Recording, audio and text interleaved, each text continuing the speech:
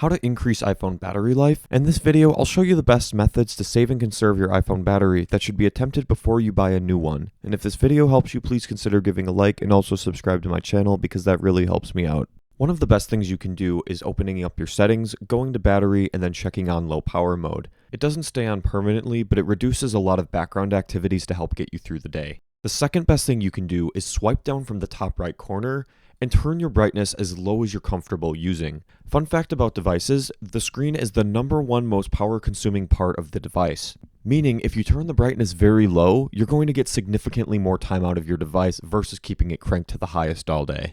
The next best way to save your battery is to check your networks. If you're not actively using your Wi-Fi, cellular, or Bluetooth, I recommend turning them off. If you need an easy way to do this, you can just tap this airplane mode button and it will turn all three of them off. Otherwise, turning off the networks you're not using will cause your phone to stop searching for them, which will save a lot of battery. If you do all of these things and you're still losing your device's battery at an increasingly high rate, you may need to go into a shop to get it repaired with a new one. These steps are just things to try beforehand to see if they can prolong the life of your current iPhone battery. If this video helped you, give it a thumbs up and please consider subscribing to my channel. Thank you.